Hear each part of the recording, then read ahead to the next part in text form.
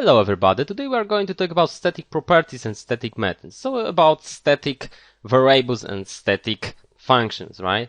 And what that word static, that modifier will do when we use it before the property or the method. Well, the method or the property will be shared between all the instances of classes. So it means that all the objects will have the same value, okay? The same value, for example, on property. And if it means about method, it means that this is the method that can be used by all the instances of classes, and even we don't need to have a class. Well, it will be shown soon, so don't worry, that are just words. Soon it will be explained very clearly. Okay, let's imagine a problem. Here we have already two files, the user.h and user.cpp created. And let's imagine a problem like that. I want to create a user, right? And I want to identify that user somehow from another user. How can I identify somebody from another guy? How can I distinguish them from each other, right? How is it possible? Well, in order to do it, we need something, some property that could distinguish them, right? So, for example, what? Name? Well, names are not a good idea because there are many people with the same names. But surname? Well, here people don't have the same surname all the time, but it can be repeated. Well, so maybe let's add the name and surname. Well, that would be rare thing when both people have the same name and surname, but still it can happen that they will have the same name and surname. So we can just create something like, for example, a new variable that would be, for example, integer, and it would be called ID. And this thing would be always different for other people because every person would have different number associated to the guy. So the best thing is to just create something what is called ID, so it will be the key to somebody, right? For example, the user number 1, the user number 2, the user number 3, and that thing cannot be repeated in another user again, right? So that's how we'll do it, and let's create a class that we'll call the user. And now here in the public section we'll create first the constructor and the destructor, and now here I will create the definition of constructor, and I will create a definition of destructor. Okay, now here when I create the user A and then user B,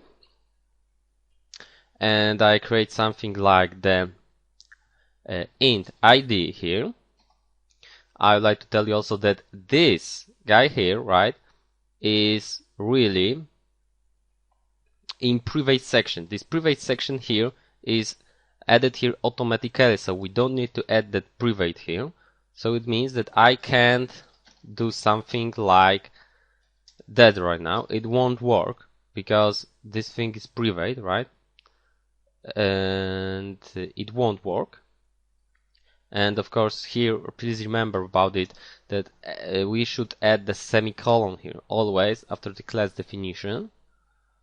Now here we are being said that error that int user ID is private, so we can't get that value here. And yes, the ID should be, for example, like here, and we'll get because we don't want anyone to change this thing by mistake, right? We don't want that somebody change the ID of user from 5 to 2 because there will be by mistake 2 people with IDs of that are equal to 2, right? So we should just create a function that will return the ID, right? We can make this function inline, just return the ID. And we can assign something to that ID, for example, here, for example, like that. And now here we can easily send it to the output like that. And as you can see, everything works fine. But hey, I want to have a different ID for each user, right? But this variable is different for each user now. So it can't be like one for all of them. We could create a global variable, but hey, that thing would be a bad idea, because everyone who would like to use our class would need to use the global variable, who will need to know how our class is working. And remember that when we write classes, we want classes to be used by other people easily, not only by us. So we should now create something like static property that will be the same for each guy. So we'll create a static int and call it counter. So this guy will be counting, and this variable will be now shared between all the instances of classes. So that guy here and that guy here will have the same value here. First, we have to initialize our counter. In order to do it, we'll do it that way. Int, then the name of our class, so user, then we go to the counter and then assign here 0. So this is the initialization of our static variable. Okay. Then each time the constructor is run, we'll just increase the counter, right? And then we'll just assign to ID the counter, because each ID must be different, but counter should be shared. Okay. And now let's see how does it work. As you can see, now the get ID function is returning us 1 then 2.